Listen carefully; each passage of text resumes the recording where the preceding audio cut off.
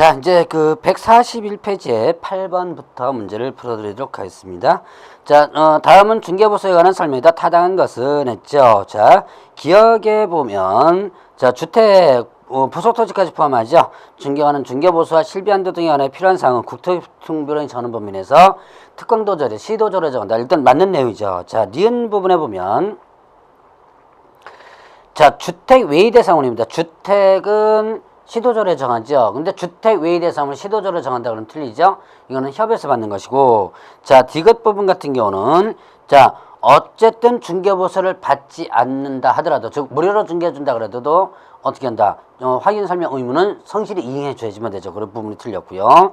자, 그 다음에 리을 부분 같은 경우는 거래인가 무효 취소된 경우 받을 수 없다는데, 개업공개사의 고의과실이라면 받을 수 없는데, 그 개업공개사의 고의과실이 아니라면 받을 수 있다라는 부분. 자, 그 다음에 미음에 보면 분양권을 중개한 경우 주택을 중개한 교사에 해당하므로 중개보수 산정은 조례에 의한 주택료를 정한다. 분양권, 아파트 분양권을 얘기하는 거죠. 자, 이거는 당연히 어떻게 된다? 당연히 그 뭡니까? 주택을 적용한다라고 하는 부분이죠. 자, 그러면 비읍에 보면, 자, 중개보수 및 실비금액과 산출내역을 중개한 성전에 의뢰인에게 미리 설명해야 되고, 확인설명서 어떻게 돼요? 기재를 하도록 하고 있죠. 중개보수 실비금액과 산출내역을 맞는 내용이네요.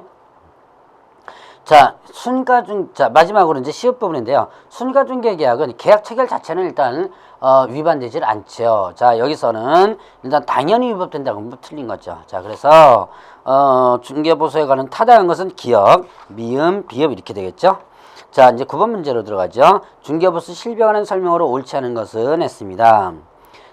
4번 문제를 보세요. 상가 건물의 임대차를 중개해주는 경우 시도 조례가 정하는 일정 요율과 한도에 의하여 중개보수를 청구할 수 있다라고 했는데요.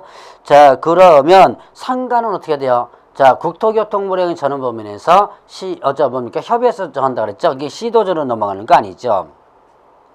그래서 4번이 틀렸고, 10번에 개업공개사의 중개보수와 관한 설명으로 틀린 것은 했습니다. 3번에 보면 상가 임대차를 중개했을 경우 권리금을 합한 금액을 중개보수로 한정한다. 권리금은 중개대상물이 아니죠. 그렇기 때문에 이런 권리금과 관련된 부분에 대해서 합산해서 하면 안 되고, 권리금에 대한 양도알선을 하고 알선료 받은 것은 중개보수에 해당되지 않죠. 자, 그러나 합산해가지고 보수에다가 청구해서 하면 안 된다는 얘기죠. 자, 11번. 자, 다음 중 개업공개사 중개보수 및 실비에 관한 설명을 옳지 않은 것은 했는데요. 3번에 보면 교환계약의 경우 교환 대상 중개대상물 중 거래금액이 작은, 자, 교환은 거래금액이 큰 금액을 기준으로 한다라고 했었죠. 자, 그 다음에 12번 문제를 보면요. 다음은 중개보수 및 실비에 대한 설명 옳지 않은 것은 했습니다. 자, 그 4번 문제를 보세요. 주택의 부속 토지에 대한 중개보수와 실비는 국토교통부령 정하는 범위에서 협의해서 받을 수 있다. 주택의 부속 토지와 관련된 부분에서는 일단은 어떻게 해요? 주택 요율을 갖다 그대로 적용하는 거죠. 그래서 이건 국토교통부로 정하는 범위 내에서 협의 이렇게 하면 틀린 거죠. 자, 그거 조심하시고요. 자, 이제 그 13번부터 18번까지는 계산 문제인데, 자, 계산 문제를 푸는 데 있어서 여러분들이 조심해야 될 부분을 몇 가지를 일단 짚고 넘어간 다음에, 그 다음에 이제 그 계산 문제를 풀어보죠. 자, 계산 문제는요, 일단 여러분들이 요 중개 보수에 관련된 계산을 못해가지고 틀린 건 하나도 없습니다. 자, 여기서 깜빡 실수하면 그대로 봐 틀려버리고요. 이게 중개보수와 관련된 부분은 의외로 많이 틀려요. 이게 계산 못해가지고 틀린 건 아니라 그랬죠.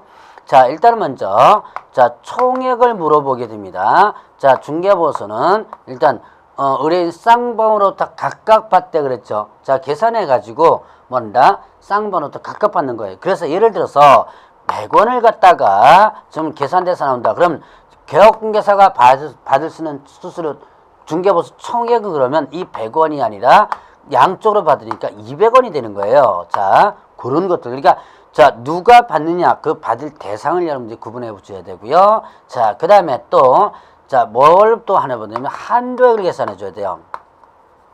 한도액은, 중개보수 계산 문제에서 항상 뒤에 나옵니다. 제시다 나오는데, 한도액 범위 내냐, 아니냐. 자, 예를 들어서, 자, 한도액이 100원입니다. 그런데, 계산이 110원 나왔습니다. 그럼 어떻게 된다? 이때는 110원을 받는 게 아니고 한도액 100원을 받게 되는 거예요. 자, 요 두 가지를 중점적으로 여러분들이 좀 기억하면서, 자, 이제는 그 13번 문제 보죠. A는 분양금액 4억 원의 아파트를 분양받아 계약금 4천, 1차 중도금 5천 납부했다. 이제 1,000만 원 프리미엄 붙어서 AB에게 분양권 전매했다. 자, 중개보수 총액은 얼마인가 그랬죠? 자, 분양권 전매에 있어서는 어떻게 된다? 중개보수 계산 금액은 어떻게 된다 그랬어요? 기납입된 금액에 뭐까지를 프리미엄을 포함한다 그랬죠? 자, 그러면 기납된 금액이 얼마예요? 4천에 5천에 자, 계약금 4천, 1차 중도금 5천. 자, P가 붙었죠? 프리미엄이 1,000. 그러니까 실제로 거래된 금액은 얼마다? 자, 1억이에요. 그러니까 조심할 것은 분양가 4억에다가 프리미엄 1,000 해가지고 4억 1,000에 중개보수 계산하는 거 아닙니다. 자, 일단 1억 실제 거래된 금액 즉 기납입된 금액의 프리미엄 합친 게 딱 1억이죠. 자, 그러면 이제 제시된 요율을 보죠. 5천회 이상 2억 원 미만은 1,000분의 5 한도액 80이며 거래가액 2억 원 이상 6억 미만은 요율 1,000분의 4 한도액 없는 것을 간주한다. 이렇게 됐는데요. 자, 그러면 여기서 보면 자, 이거 갖고 하니까 1억 보면 1,000분의 5죠. 그러니까 곱하기 0.5. 그럼 1억에 0.5%면 0.5%면 얼마죠? 50만 원이죠. 자, 50만 원을 계산됐습니다. 그러면 한도액을 보세요. 한도액 보니까 80만 원이죠. 한도액 범위 내죠. 그러니까 일방으로 받을 수 있는 금액 50만 원이고 양쪽으로부터 50만 원, 50만 원 받죠. 그럼 얼마가 된다? 요거는 곱하기 2 하면 100만 원이 되죠. 그래서 답은 100만 원이죠. 자, 그다음에 그 14번 YC의 중개사무소를 둔 개업중개사 A의 중개로 매도인과 매수인을 자 갑을 간에 X주택을 2억 원에 매매 계약을 차렸고 동시에 을이 임차인 병에게 X주택을 보증금 3천만 원, 월차임 120만 원에 임대차는 계약을 차렸다. A가 을에게 받을 수 있는 중개보수 최고액은 했습니다. 자, 그러면 여기서는 지금 동일이냐를 일단 따져야 돼요. 갑과 을이 매매계약처를 하고 을과 병이 임대차 계약처를 했으니까 이때는 어떻게 된다? 동일에 해당되지는 않죠. 자, 그러면 을에게 받을 수 있는 거니까 을은 매매 중개보수와 임대차 중개보수를 다 받을 수 있죠. 자, 그렇게 이렇게 계산하면 돼요. 그러니까 을은 매매와 관련된 부분 뭐죠? 2억 원에 매매했습니다. 자, 매매 2억 원에서 0.4, 248, 80만 원이네요. 자, 2억 원에 그럼 0.4% 하니까 248, 80만 원이죠. 자, 여기서 을은 일단 매매 중개보수 80만 원인데 한도액은 일단 없다고 봤죠. 자, 여러분들 그 밑에 제시된 내용을 보세요. 그 다음에 자, 임대차와 관련된 보수를 보죠. 임대차 중개보수를 계산하면 보증금 3천만 원에 월참 20만 원 이렇게 됐습니다. 그러니까 3천만 원에 월참 20만 원. 그럼 곱하기 100 하면 얼마가 되죠? 3천만 원 더하기 20만 원 곱하기 100 이러면 자, 여기 2천만 원에 3천만 원 딱 5천만 원이죠. 근데 여기서 이제 여러분들 조심해야 겠습니다. 5천만 원 미만이면 자, 5천만 원 미만이면 뭐 한다? 다시 곱하기 70으로 계산한다 그랬죠. 그런데 딱 5천만 원이 됐어요. 그러니까 5천만 원 미만이 아니죠. 미만은 그 해당 금액이 해당되지 않죠. 그러니까 요거는 5천만 원 딱 되니까 곱하기 100 그대라는 거예요. 그러면 여기에서 곱하기 요율이 어떻게 0.4, 5, 4, 20만 원이 되네요. 0.4% 하니까 20만 원. 그러니까 80만 원에 20만 원. 을은 자, 매매 중개보수 80만 원과 임대차 중개보수 20만 원. 총 얼마? 100만 원을 내야지면 되는 거죠. 자, 그 다음에 15번 문제 보죠. 임대차 중개에 있어서 개업중개사 갑이 임차인 을에게 받을 수 있는 중개보수 최고 한도액을 냈습니다. 자, 조건이 어떻게 된다. 자, 여기서 이제 15번에 문제를 하나 잘 보셔야 돼요. 누구로부터 받을 수 있는 임차인 을 이랬죠. 임차인 을. 그러니까 쌍방이 아니고 뭐다? 일방이다라는 거. 그걸 여러분 조심하시고 보증금 3천만 원, 월차임 30만 원. 그러니까 일단 3천만 원 더하기 30만 원 곱하기 100 하니까 자, 3천 하는 게 6천만 원이 되죠. 6천만 원이 됩니다. 자, 6천만 원에 보니까 6천 이상 1억 미만은 요율을 뭡니까? 0.4%네. 곱하기 0.4%. 한도액은 30만 원이에요. 한도액 분을 잘 보셔야 돼요. 자, 그럼 6, 4, 24. 24만 원이면 한도액이 30만 원이죠? 한도액 30만 원이면 24만 원 범위 내죠. 그러니까 1번부터 24만 원을 받는다라는 하는 부분이에요. 자, 그럼 16번 문제를 보죠. 자, 계약공개사가 주택임대차 중개하면서 보증금 1,000만 원에 월차임 30만 원 계약기간 2년으로. 자, 계약기간 2년은 상관없고요. 자, 지금 어떻게 된다?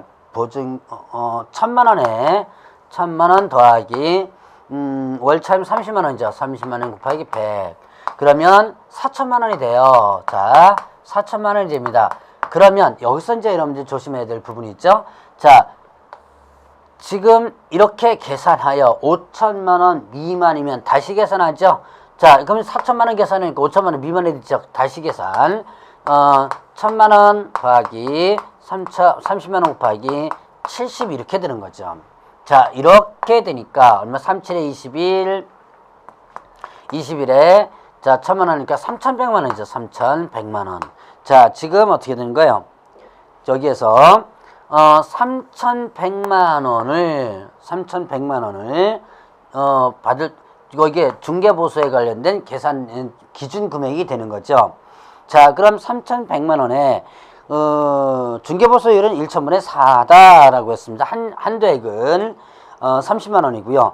자, 1,000분의 4로 하면 자, 3,100만 원에 3,100만 원. 이제 3,100만 원 맞죠? 3,100만 원에 1,000분의 4 하면 12만 4천원이 되는데요. 자, 12만 4천 원은 일반으로부터 받을 수 있는 부분이고 한도액 범위 내죠. 그럼 이제 중개보수 총액을 했으니까 24만 8천 원이 되겠죠. 자, 4번이 되겠네요. 자, 17번 문제를 보죠. 갑은 계약공개사 을을 통하여 다음 조건으로 주택임차했다. 갑이 을에게 지불해야 될 중개보수는 자, 지금 이것도 을, 갑 딱 한 사람만 딱 나와 있죠. 자, 지금 보증금 6천에 월세를 100만 원짜리를 하고 있습니다.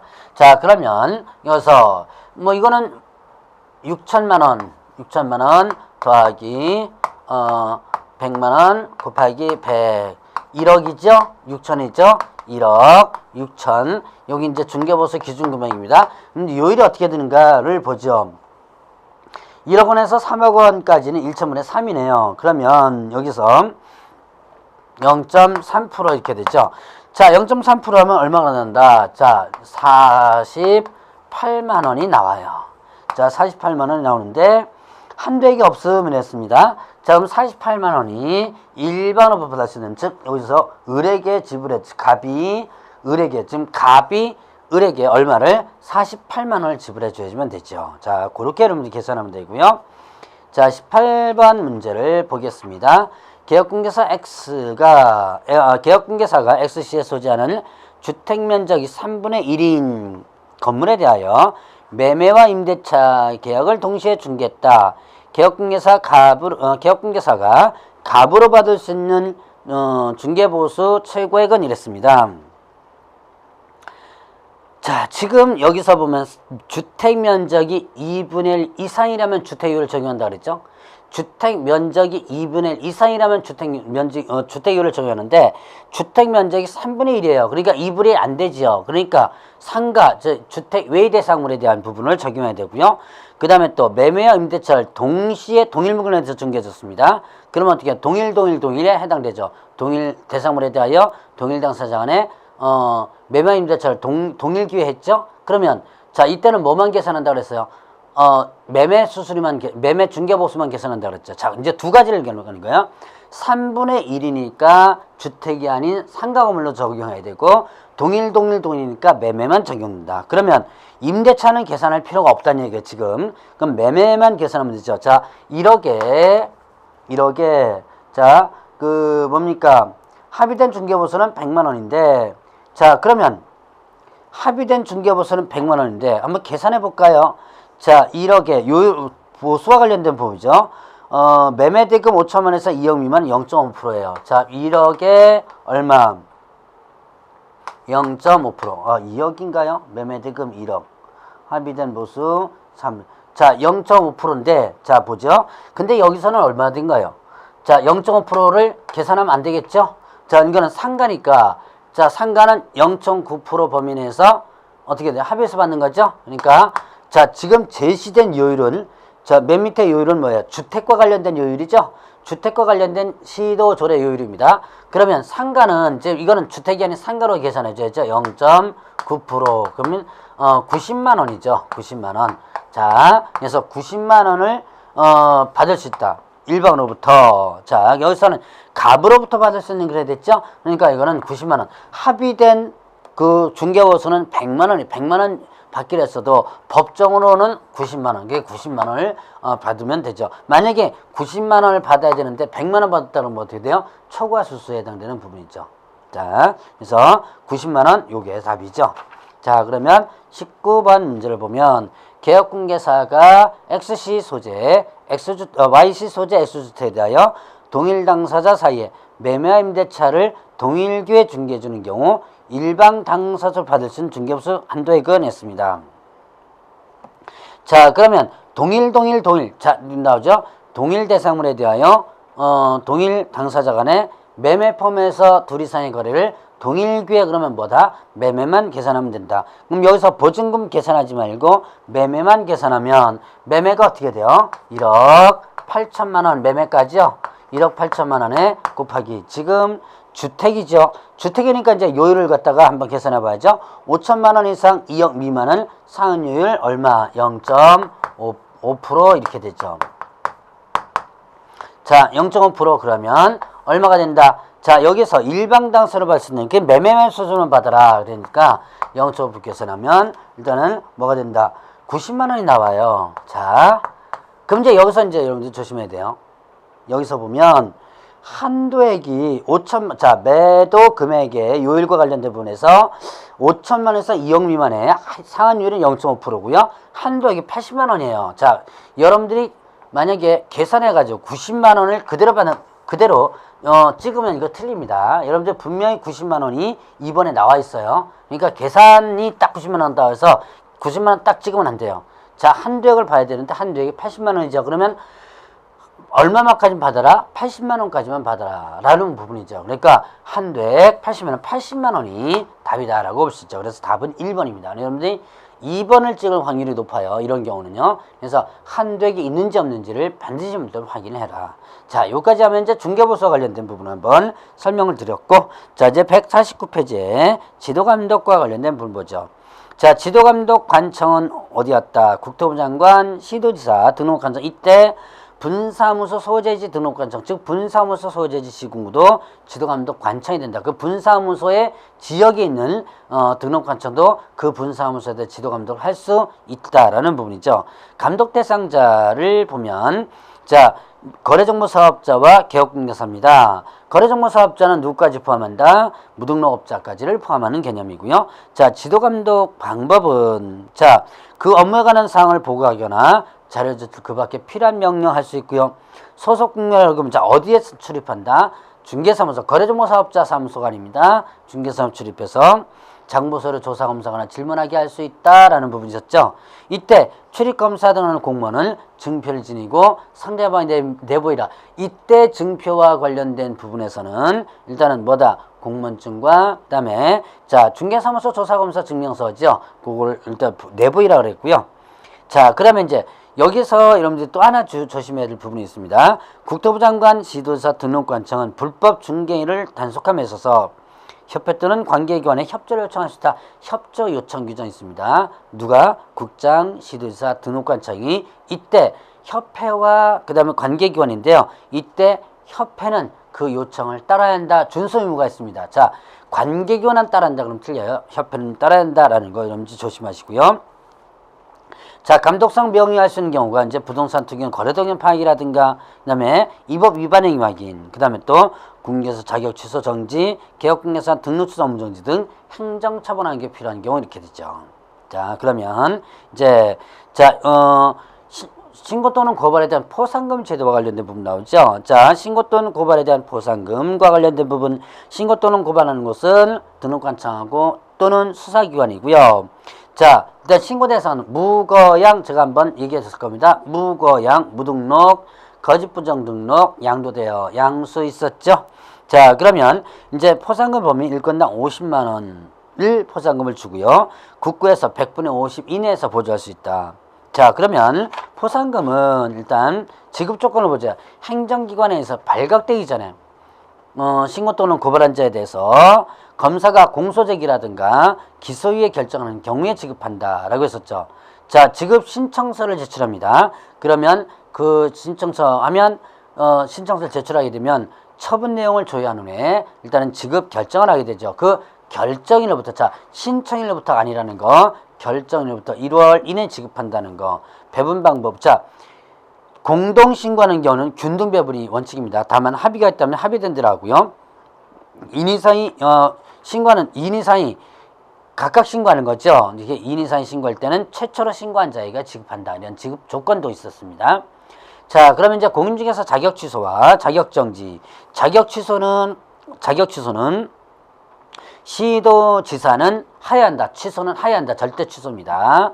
자, 이 시도지사는 어떤 시도지사가 한다? 교부한 시도지사가 한다. 어떤 사유에? 자, 제가 네 가지 했었죠. 부양자증 했었죠. 그래서 부정한 범으로 취득했을 때, 자격증 양도됐을 때, 그 다음에 또 자격정지 기간 중에 업무했거나 이중 소속했을 때, 이 법 위반해서 징역형 받았을 때, 요때 취소유가 되고요. 자, 자격증을 반납해야지 취소가 되면 7일 이내 반납하라. 교부한 시도지사에게. 그리고 시도지사는 자, 취소 사실을 5일 이내 국장에 보고하고 다른 시도 통보한다. 자, 그러면 사무소 소재지와 교부한 시도지사가 틀릴 때 어떻게 한다? 자, 무조건 취소는 누가 한다? 교부한 시도지사가 한다 그랬죠. 근데 사무소와 교부한이 틀리다 그러면 사무소 소재지 시도지사가 절차를 이행하라 그랬죠. 처분 절차를 모두 이행한 후에 그 다음에 교부한 시도지사에게 통보한다라고 했고요. 자, 그럼 교부한 시도지사는 그 앉아서 그 결과물만 보고 어떻게 하는 거예요? 취소 처분을 내리게 되는 것이죠. 자, 그러면 이제 자격정지를 보죠. 자격정지는 누구에게만 처분 내리는 거? 소속 공인중개사에게만 처분 내리는 거를 했죠. 자, 그러면 시도지사, 일도 마찬가지로 교부한 시도지사가 몇 월 범위에서 6월 범위에서 자격정지를 어떻게 한다?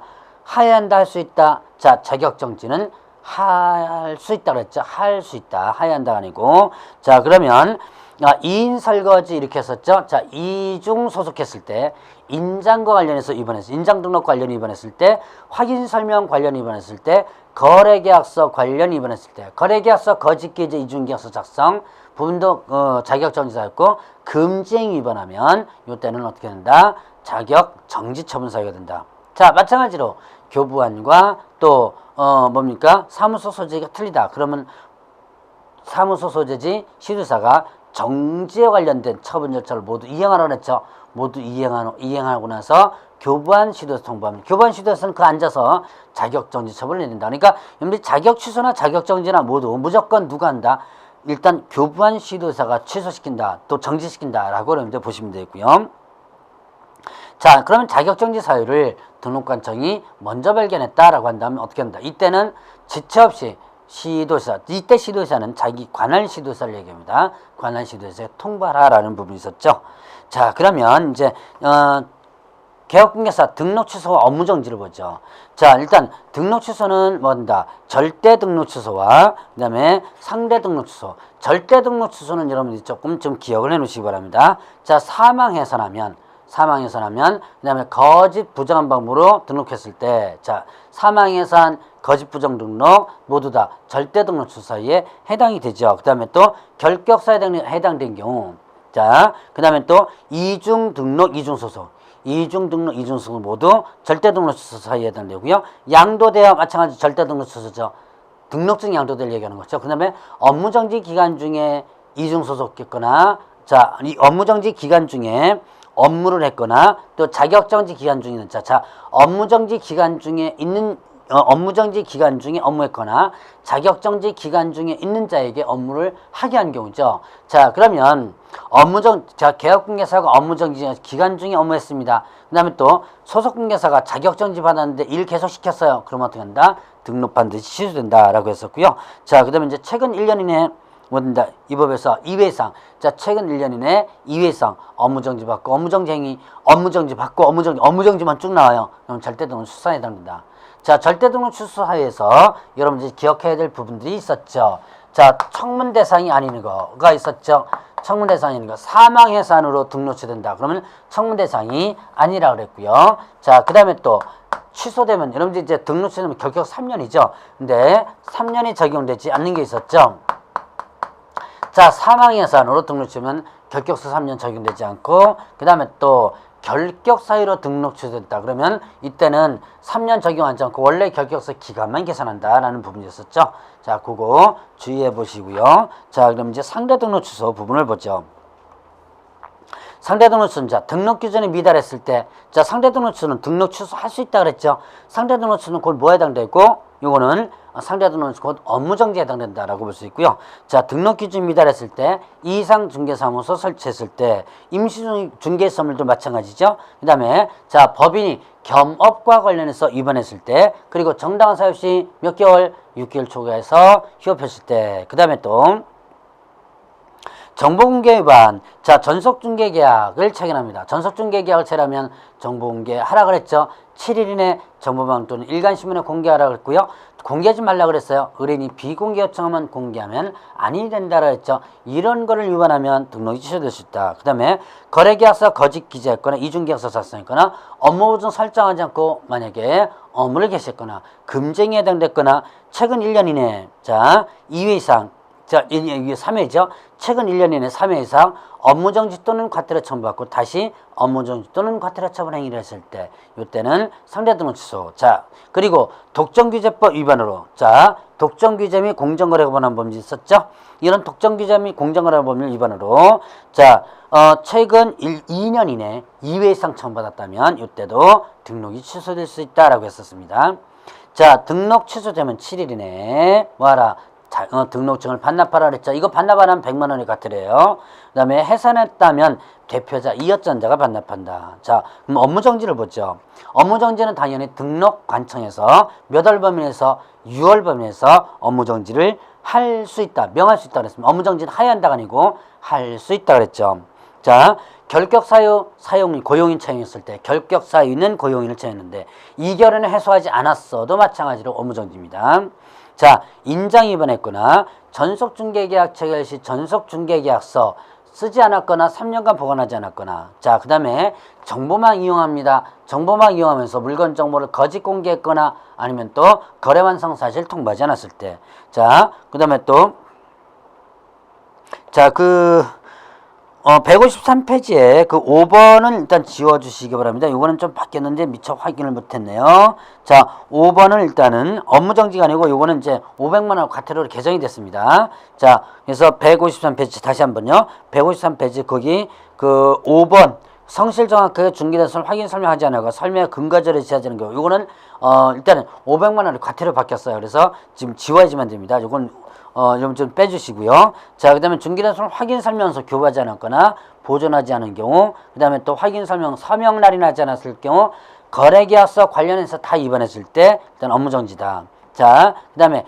지도감독 위반하면 어떻게 된다? 업무정지. 자, 보고, 제출, 조사, 검사, 거부반응 기피하거나 그 밖에 명령 이행하지 않았거나 거짓 보고 자료 제출. 이건 지도감독 위반이죠. 다 업무정지. 그 다음에 상대등록 취소. 상대등록 취소는 곧 뭐다? 업무정지라고 그랬죠. 자, 그 다음에 최근 1년 이내 2회 이상 업무정지 또는 과태료 처분 받고 다시 과태료 처분 행위를 했을 때라고 했죠. 자, 2회 업무정지 또는 과태료 이렇게 되죠. 자, 그래서 연속위반했을 때 제가 아마 요걸 했을 거예요. 연속위반 처분받은 게 최근 1년 이내 2회 이상 업무정지 처분받고 업무정지 행위. 이건 절대등록죄였죠. 최근 1년 이내 3회 이상 업무정지 또는 과태료 처분받고 다시 업무정지 또는 과태료 행위. 자, 요거는 상대등록 취소. 그 다음에 최근 1년 이내 업무정지 또는 과태료 처분받고 자, 2회 하고 업무정지 또는 과태료 처분받고 다시 뭘 받았다?